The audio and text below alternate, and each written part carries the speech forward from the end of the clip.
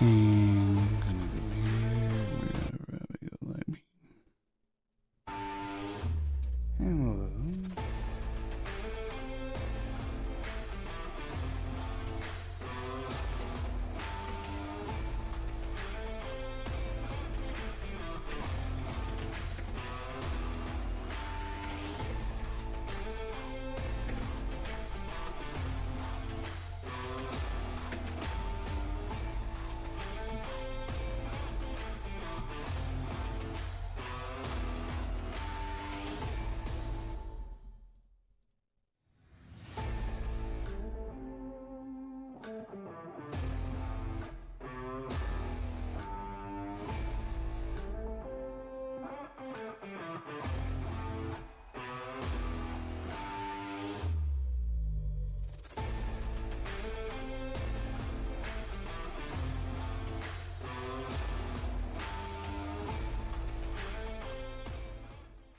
What's up, guys? Welcome back to our channel. Before we get started, click that start button. Give us a hoot.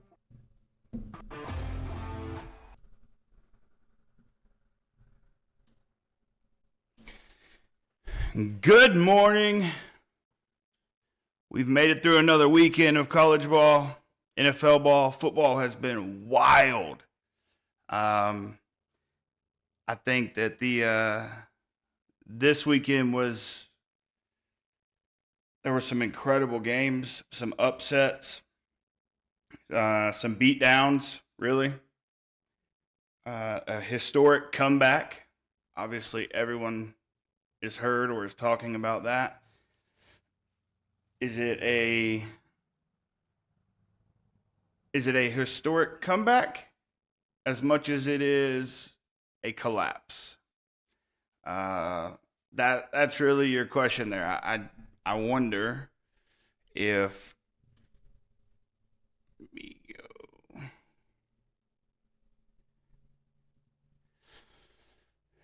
I wonder if if it's going to be considered a collapse by South Carolina, because it was ugly. And then obviously the beatdowns of the weekend, the Kiffin Bowl. Congratulations to Ole Miss. I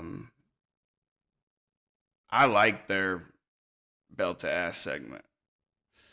How they do their thing, and they may not have been the ones that started it with the belts and hitting them on the stadium, but it's awesome.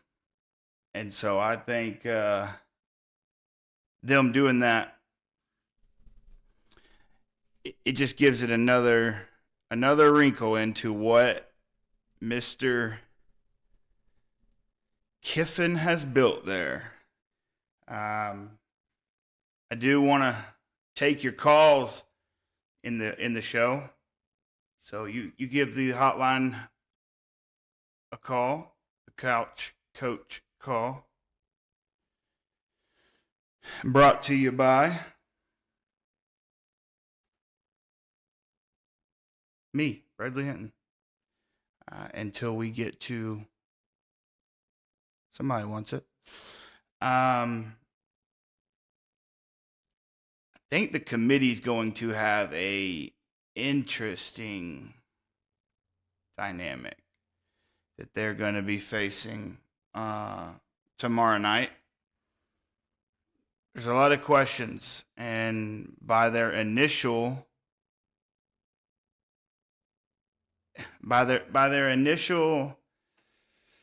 rankings and then some overcorrection, they made some corrections last week. So who's to say that they won't make a few more this week? Let me go here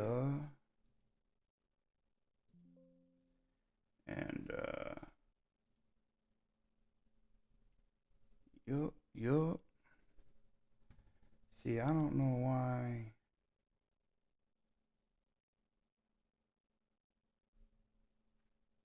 saying that because you don't.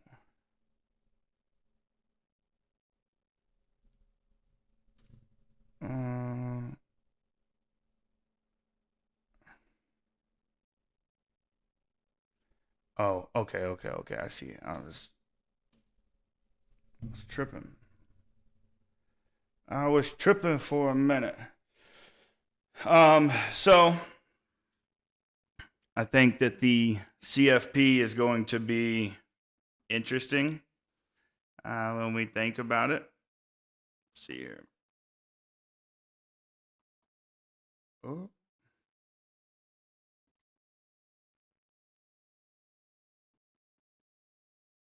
And we be. Yup.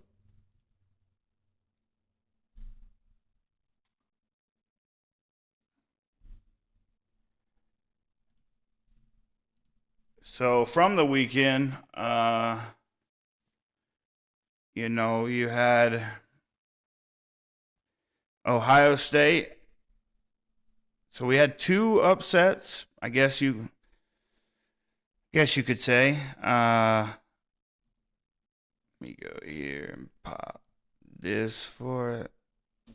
And so number 4, Alabama loses to Oklahoma. How far do they drop tomorrow night? Obviously, they beat Georgia by 3 at Georgia, and Georgia is, I assume, slides up a spot. Also, I think with Texas Tech, like you're not you rank Texas Tech high 7th, 8th in your first initial rankings. If they win out and they dominate like they're dominating, they're going to get in. It's just a matter of the big question: how many SEC schools? How many Big Ten schools? Does the ACC even get anybody in? You will get your group of 6, obviously. And so with that, I mean, South Florida obviously lost. And so that just puts another wrinkle into the part of who's going to be. We're going to have some people. That's why you're going to need to be ranked, I don't know, 10th. Safe to say 8 or 9. I mean, if you're not ranked in the top 8, there's a chance you may not get into the college playoffs.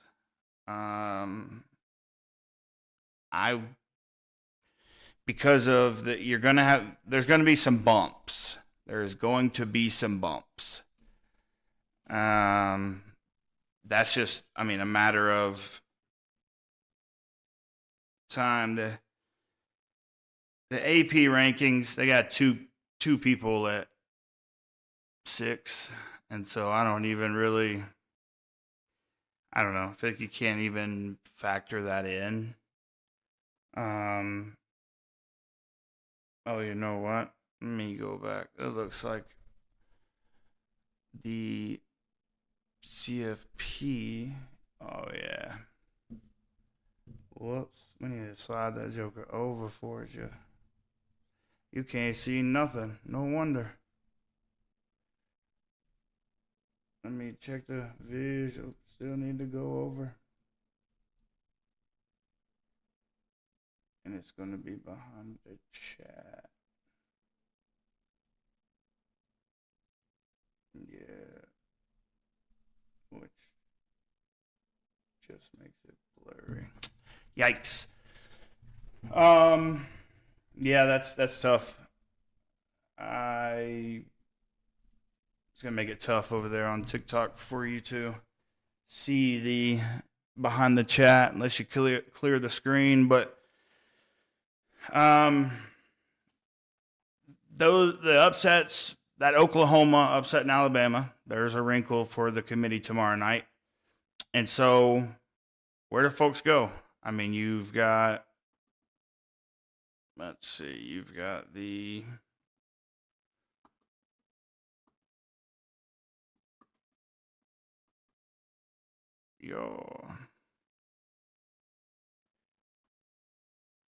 just looking at it in the rankings, how far is Alabama going to slide? I would assume,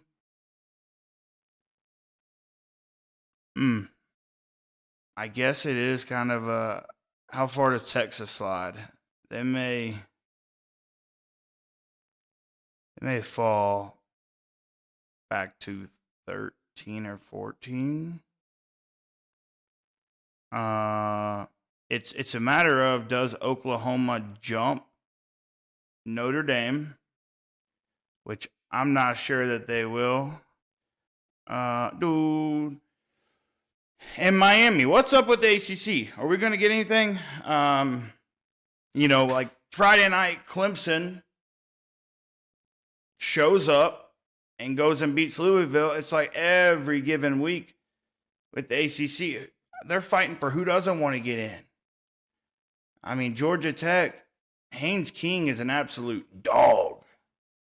But the dude has no defense on the other side to help him win these games. He's putting his body on the line out there. And the defense is giving up quite a few points. I mean, almost losing to Boston College is going to not look so good to the committee. Yeah, you won. And this is not really just, recent bias. This is, truthfully, you give up, I don't know what, 38, 45 points to NC State. You lose. And then you also give up, 35 to Boston College this weekend, who was 1-9. And that's the hard part there. Let me see here.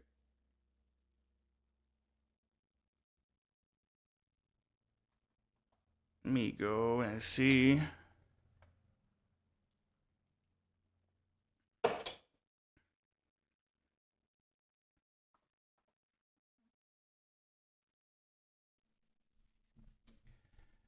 I'll tell you what, TikTok has a tough.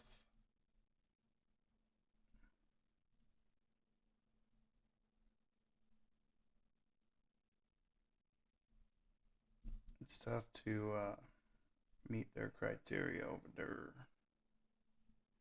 and it not be too. Let's see. Yeah. Anywho, let me fix that. And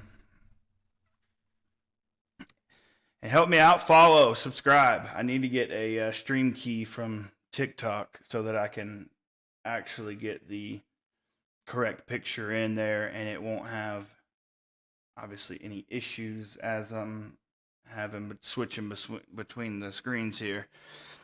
This weekend, I mean, Heisman moments, right?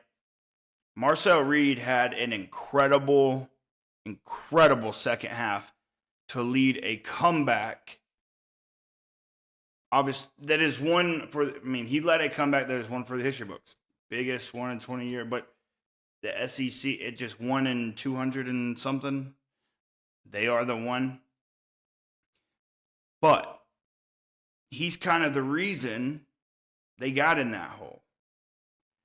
And I saw some folks like talking about point shaving. It's like, you wouldn't make it that obvious. It was blatantly terrible half of football.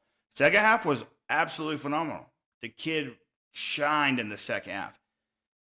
Does the good outweigh the bad, or does the bad outweigh the good in the looks of the Heisman voter? He's very talented. He's very good, but I don't know if that was yes, he led a comeback, and his team left with the win. Not sure with that bad first half of football that the Heisman hopes go up, if you will. And let's see, I got that here. We have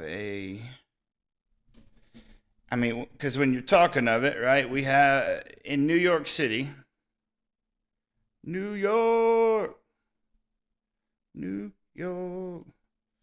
Let me do this right here.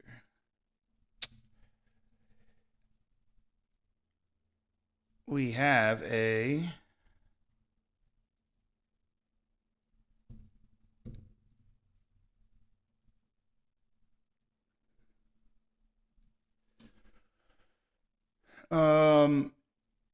question. So when you're looking at it, right, there's 4 seats. There is 4 seats up in New York for the Heisman. I think Fernando Mendoza clearly is the front runner. Mendoza has been lights out.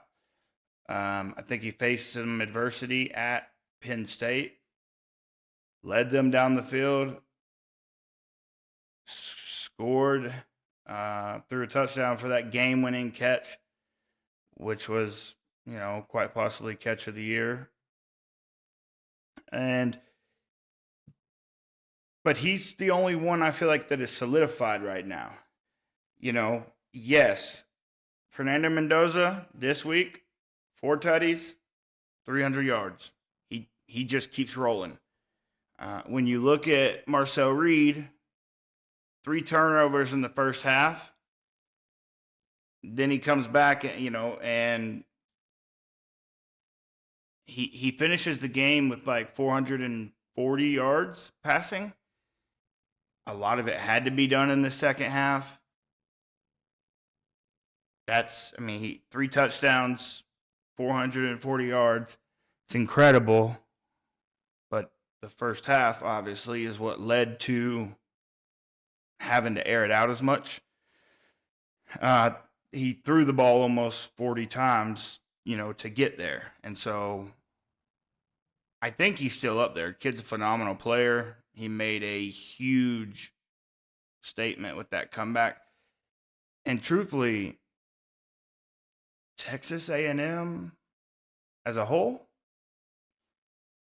as a team, just got much better. You're down 30-3 at halftime. 30-3. Most teams are rolling over. Elko went in there, and you could tell by his interview. He went in there and probably gave a good chewing. And when they came out in the second half, they were ready to go. It was bang, bang. They put 14 up quick. But on that first half of the team, or the first half of that game, Lenore Sellers and Dylan Stewart are game changers on offense and defense. Dylan Stewart he's a monster on that line. That first half, they played how we thought they were going to play going into the season. It's not went their way. They've only won 4 games. Yes. But that first half, that's who they are. That's who. I don't know where the lapse was. That's why I don't know. I don't know if it is a massive comeback, but it also is a historic collapse. It happens. I, as a fan, get it, but it's one of those things that he was slicing and dicing in that second half. So with the 4 seats, you got Jacob Rodriguez for Texas Tech. Yeah, he's a linebacker. Yeah, he wears that awesome neck pad. That's old school. That neck pad is smash you in the mouth. I love it. They put him in at running back, and he went and scored a touchdown. Yeah, this dude's a monster. Should he be in New York? Probably. He had 9 tackles, I think 6 solo tackles, and a pass deflection. The kid is good. Now when you line him up with, Heisman is the most valuable player to your team. He's certainly close. He definitely is close to. I mean, he's a game wrecker on that defense. Can you isolate him as a good offense? We'll see. But I think Texas Tech, if they just keep winning, I think they're in. The committee, if they didn't want them in, or if they weren't going, they ranked them quote unquote too high. If they ever wanted them to not get in. So I think that they're going to be I think that Texas Tech has an absolute chance if they win out to be in the college football playoffs. No questions asked. And Jacob Rodriguez could play himself up to New York with the extra everything that they're doing to line them up, run here, go score a touchdown, boom, touchdown. So like they're putting it. It's cool. So we'll see how they kind of keep utilizing him down the stretch. Julian Sayin didn't have his best game. Wasn't needed, and that defense for Ohio State is a stone wall. I say, it's everywhere. Who have they played? They've only played one ranked team, one meaningful football game all season, blah, da, da, da, da. It's like they can only play their schedule, right? And so I'm not really going to knock them for playing their schedule. They're handling business when they go out there. Now they could be better, yeah. On offense with Julius saying 23 of 31 for 184 yards and 1 tutty, but they won big, and so they kept the ball on the ground and they can run the ball. Something that Alabama is struggling with, and you saw them lose this weekend because they can't run the ball, which is so wild. Alabama has always, and I know we're in a different era, different coach, different everything, but Alabama has always been able to run the ball.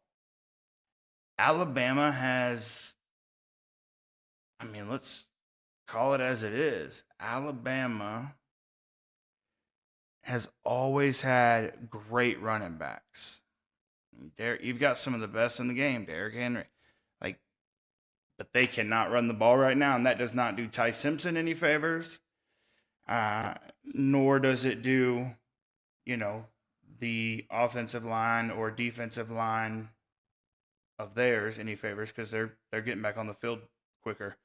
I haven't looked into it, but I assume their split on the field balance is probably higher. But I was just Oklahoma was on a mission, so you got to give the credit to Oklahoma. They went in there and they did what they have to. Then you look at Jeremiah Love. I've been saying it all season. Jeremiah Love had 10 carries when they played Miami. That isn't, he's the best running back in the country. 10 carries against Miami in your opener. Like, that game could have been won had you ran the ball more with Jeremiah Love. He's got like 1,100 all-purpose yards and 14 touchdowns so far. But when you look at it, he ran it 10 times against Miami. He then turns around and runs it 23 times against Texas A&M, and they scored 40 points. It's like the dude is a freak. Now, I don't know if, because it was the first game of the season, if he was dealing with any injuries, if he was fighting any, problems there.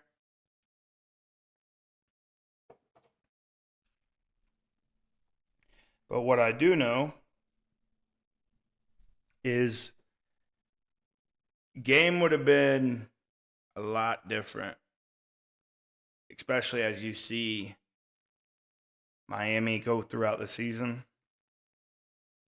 But running the ball 10 times against them I know that Price got some carries, but I still think I can't remember if it was like 6 carries. So, I mean, you're looking at 16 between the two with a brand new quarterback. Yeah. So, Jeremiah Love, he needs a little bit more attention going on to it. And, yes, I'm a Georgia fan. And, the bias is not going to be there, I'll tell you. But Gunnar Stockton just wins. He literally just wins. And he's not talked about. His odds are up there, but not talked about clearly as much as they should be. He executes plans very well. They come into the season with a game plan, and he executes well. He threw for 4 touchdowns, ran for 1 this past. Let me go.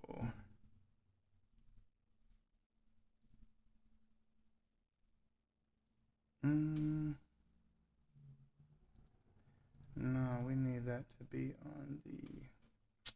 Hold up. Wait a minute. I don't know why I do that sometimes. No.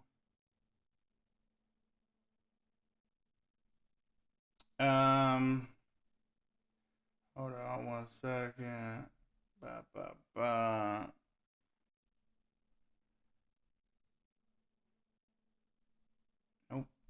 Nope. And nope. Talk to me. No. Don't restrict.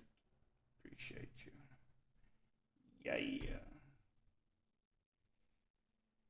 Yeah. So with that, Gunnar Stockton is, what's up, dude?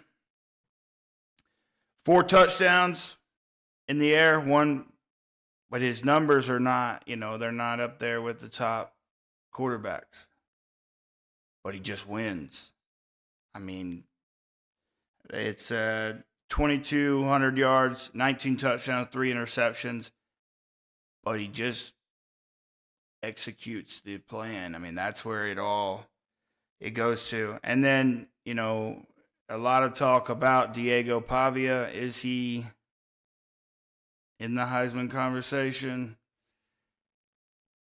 He's obviously in the conversation. Now, is he going to get one of those 3 seats in New York? That I don't know. And going back to, does a defensive player get there with Jacob Rodriguez? I don't know. Is it going to be a quarterback award? We're going to have Mendoza, Reed, Sayin. You're going to have them up there. We're definitely going to find out some down the stretch. There's still 2 games left for some. There's a Heisman moment coming. I thought Gunnar Stockton had his Heisman moment. I thought Gunnar Stockton had his Heisman moment this weekend. with the way that he played to beat Texas. And yeah, it was rowdy in Athens and it was loud. But the way that he played, his rushing touchdown to kind of put a dagger in things was awesome.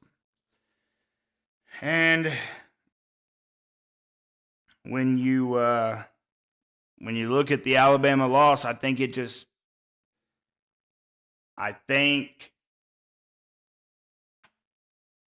Ty Simpson's stock goes down because of the loss at home. This late in the season, it's definitely a conversation, if you will. How much does he tank? That again is going to go into the committee's hands tomorrow night. How far does Alabama fall when the committee puts their rankings out tomorrow? I think Alabama is probably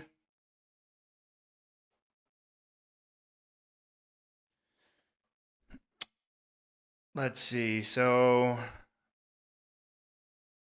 Alabama falls to,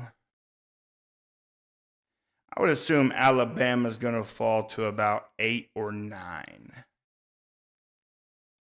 Does Notre Dame jump them? And how far does Miami get up?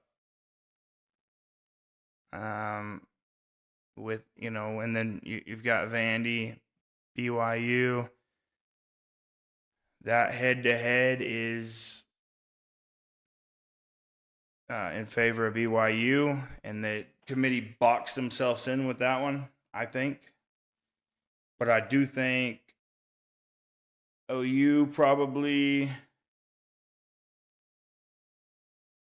going to slide to a 7th, I think, if you will. Yeah. OU at 7. Notre Dame at 8. Bama 9. Does Miami jump 5 spots? There's a lot of people that are still confident that the ACC is going to get a conference champion into playoff, which is fine. It's going to boil down to how many of each team are you going, or each conference will you have?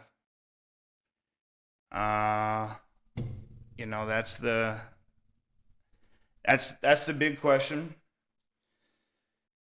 Then you had the Kiffin Bowl this weekend. Florida, Ole Miss. I said, and I make the rules, whoever won that game got to keep Lane Kiffin. And Ole Miss went out there and made it happen. Kawan Lacey, 225, I think, 3 touchdowns. Awesome. He is fun to watch. He is a Lane Kiffin type of player. Kawan Lacey is nasty out there. And that with what they do at Ole Miss with the belts, I think is so awesome. It's obviously started. I could be wrong. Another school could have started it. I just seen Lane and them doing it. Probably because he's a little more vocal about it. And I keep seeing all these networks. Why would Lane? He's telling his fan base everything he wants, like that they want to hear. He's saying all that stuff. But why would he not troll on Twitter or post on Twitter, or X, I should say, where, I mean, his agent, he's gonna get an extension. He's gonna have to. But he said it's not about the bag. I think he said that on the Pat McAfee show a little bit back. It's not the money that is his thing. And when you go back and he had that awesome documentary about him, you go back and watch, like when he says like what I went through to get here from the Tennessee, it just was that one is clear. I think Lane Kiffin stays. I don't see him. If it was not NIL era, he makes the jump. Personally, that's what I believe. Being NIL era, I don't think he leaves Ole Miss. I think he's happy there. But at the end of the day, he's a coach. He's a good coach, and he wants to win a championship. It's going to come down to can Lane Kiffin win a championship at Ole Miss in the next decade? Because what he's built the program to,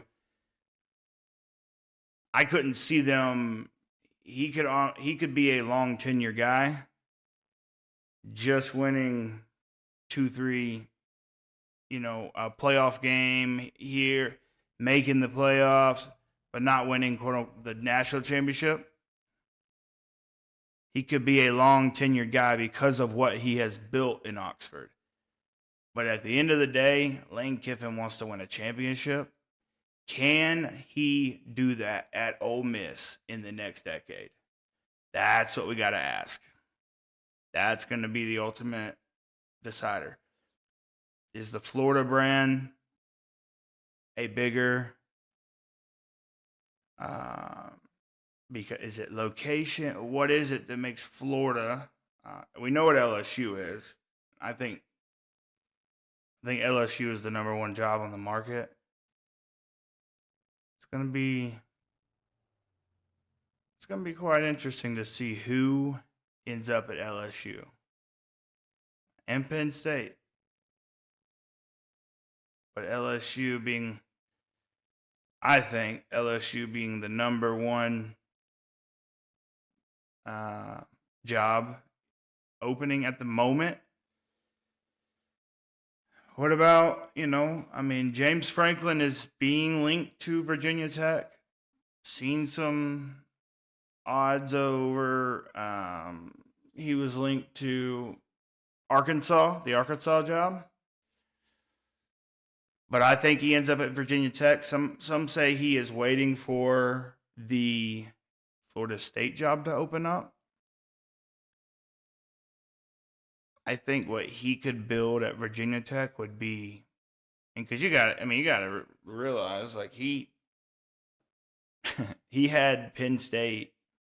He, with what he had built, had Penn State in the preseason rankings, and yes, they don't mean anything. I've said it. The preseason rankings, you go back and look at them, they are not anything.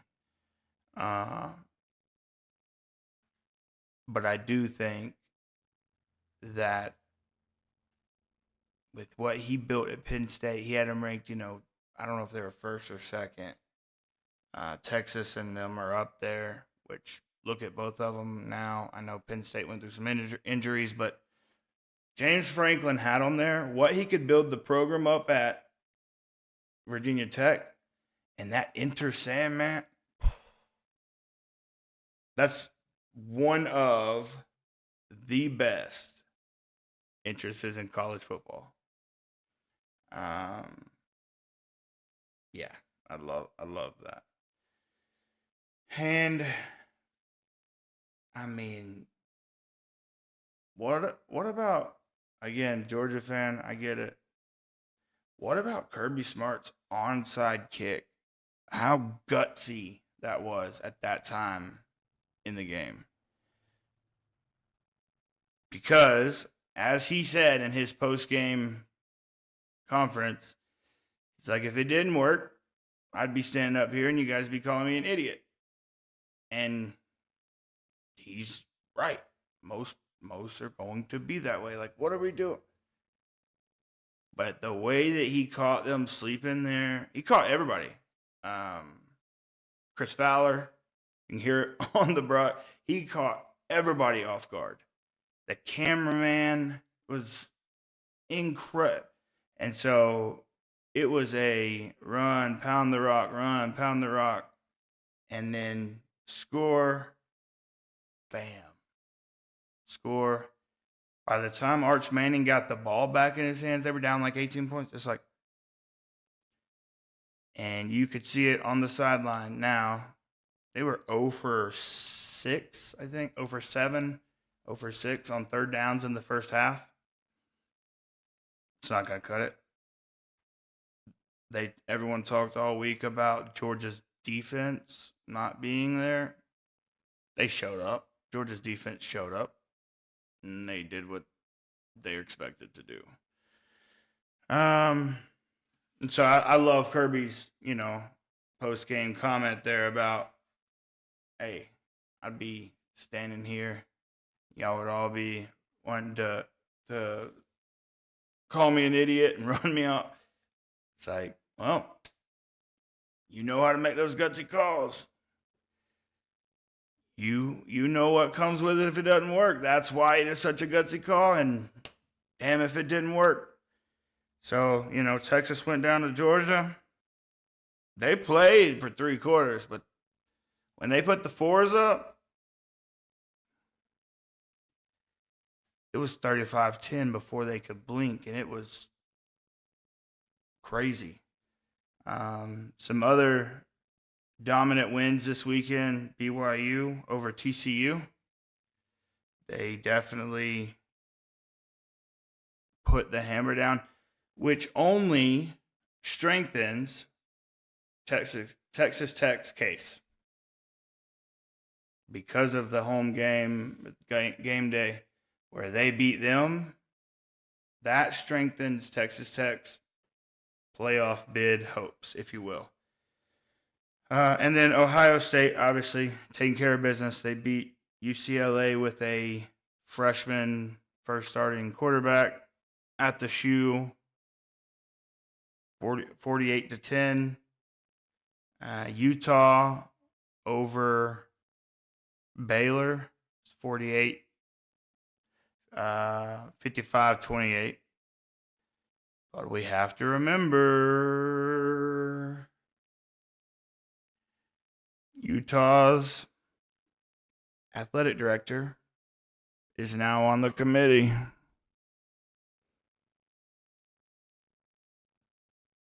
So, how many teams does the Big 12 get in? That is soon to be heard. These rankings are going to be up and down. There's still a lot of chaos coming down the pipe. And, we're going to see it. We're going to see some. Then there's some more upsets coming. You obviously got Georgia at the end of the year playing Georgia Tech. If they were to win that game, and they is in Georgia Tech, what does that do for the ACC? Does that solidify an ACC team getting in?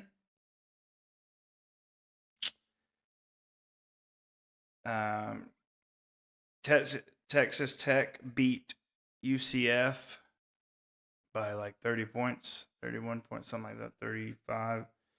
They put the hammer on them. And I think, as I've said multiple times this show, TTU has an absolute chance to end up in the playoffs. And if you don't think so, you've not watched them play. Obviously, what I talked about with Marcel Reed, biggest comeback.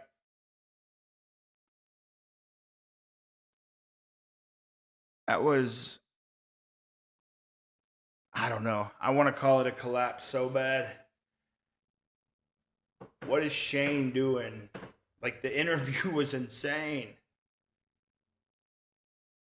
You got 2 more quarters to play, and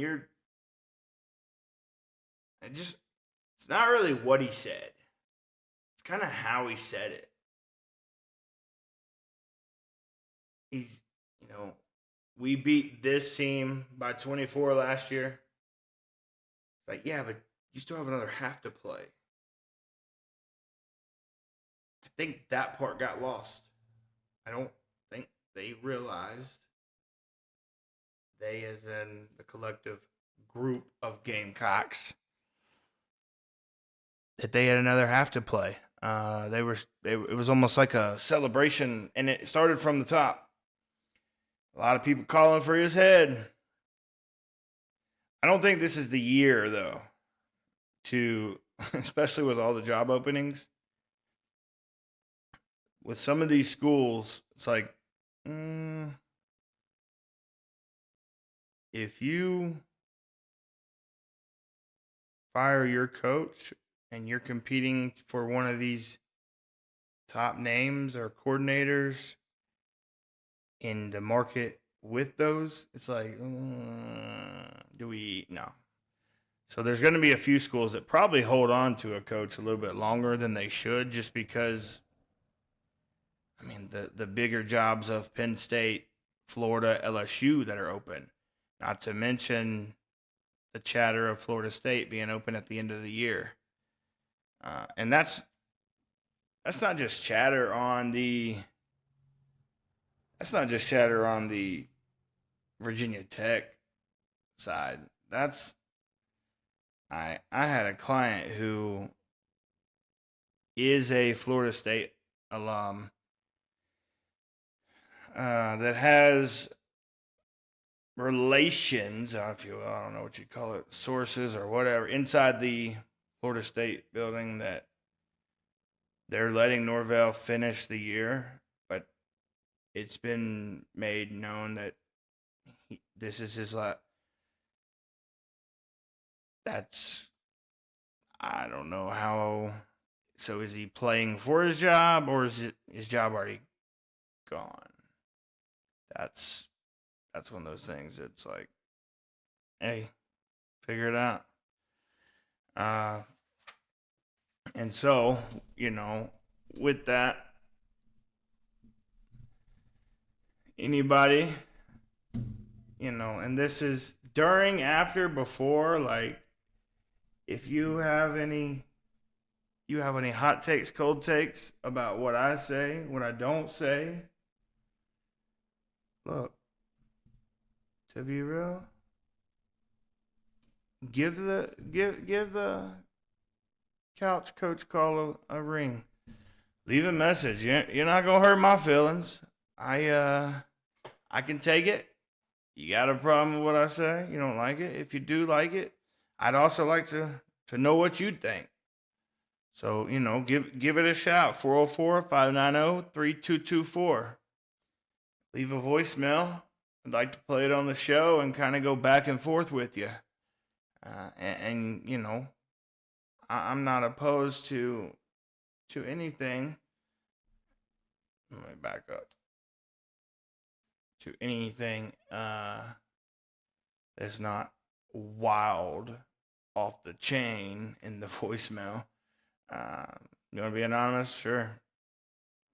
If you want to text that number, sure. Send a message. I'd love to display it. But that's 404-590-3224. Give me a call. I'd love to hear your takes on some college ball. And when you talk about the question of the day,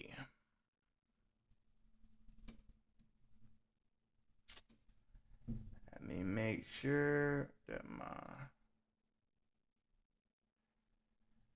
does the ACC champion make it into the college football playoff?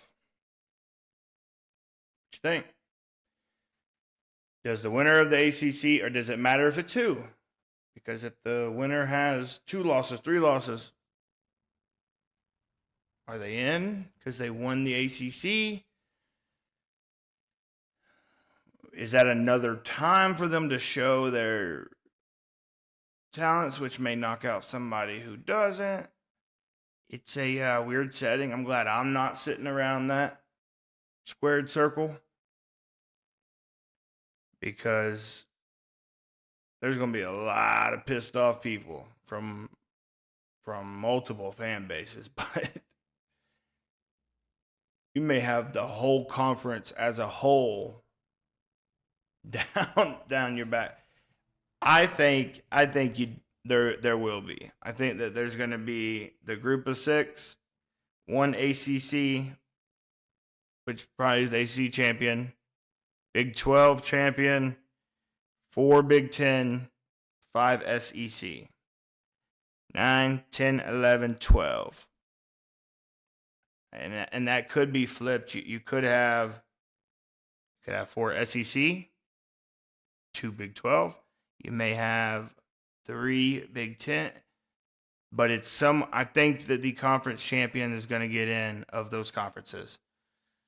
And then the last thing is the cop that pushed Nick Harbor, or whatever you want to call yourself, cop, mall cop, RoboCop, like, what are you doing, dude? I get it, maybe it's your job to protect the tunnel or whatever you want to say, but it's not a random fan that ran up in the tunnel. And then you bowled up. That just was crazy, man. I don't like that they relieved him of game day duties. Because if this dude's acting like that in that big of a setting, like, what is he acting like when that was wild. That was wild. Clearly, Harbor was limping, but his teammate beside him was absolutely awesome with de-escalating the situation, because it was a wild situation. So let's see if we got any. That's all I'll say on that. It just was like, come on, my friend. Let me see if I can get the boom. Yeah.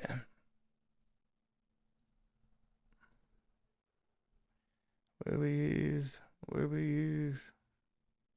Yo. Ooh.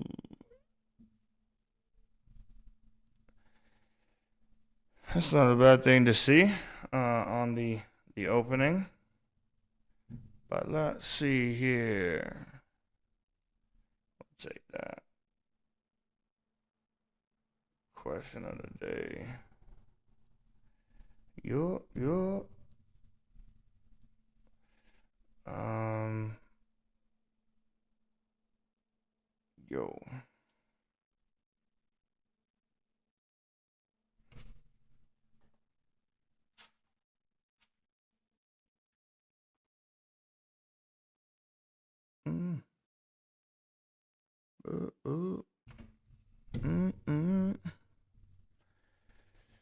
Let's see if we can find some "It Ain't Your Fault, Son" plays of the week. First, "It Ain't Your Fault, Son." Definitely gonna be the cop status.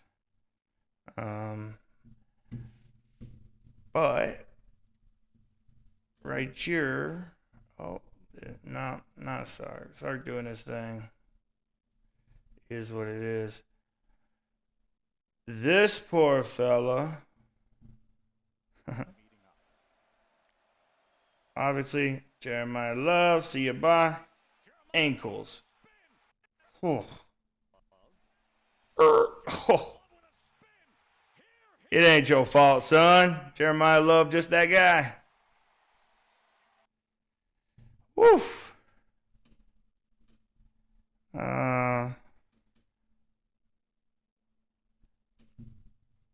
Oh, snap. I ain't even have it on the screen. Right here. Bam. Woo.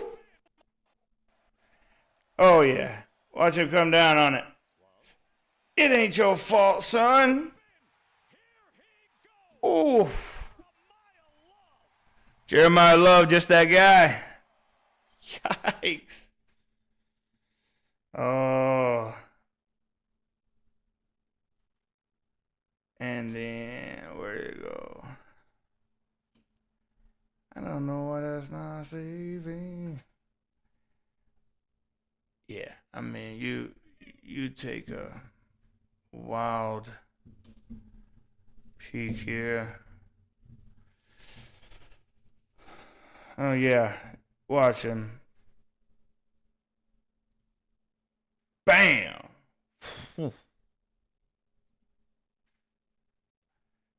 Boom! It ain't your fault, son.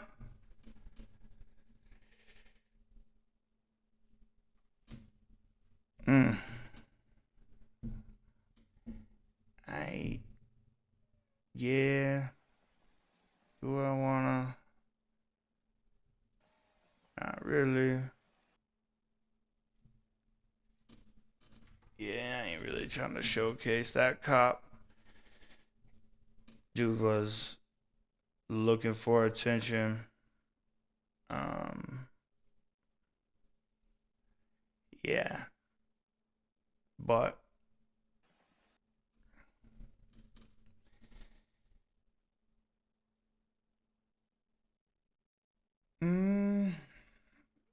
don't know what happened to the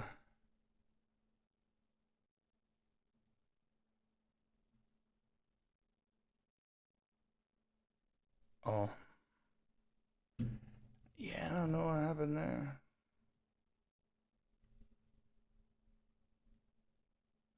Nope. But that I'm gonna start showcasing a couple plays here where, you know, it just ain't your fault, son. And sometimes it just be like that. And you're gonna be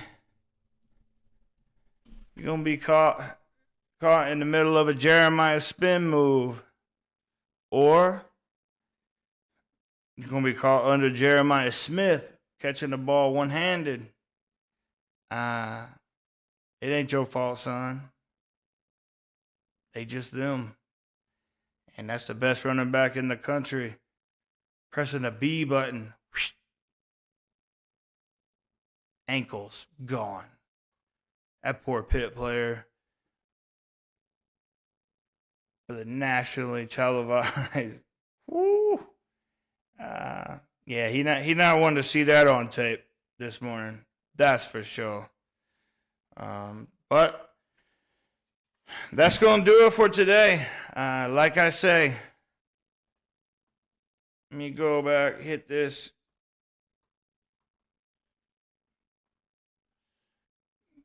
Give the show a call. 404-590-3224. Let me know what you're feeling like on your team this weekend. Let me know how they did. Hot takes, cold takes. If you want your coach gone, be the couch coach. Give it a call. I'll see you guys tomorrow.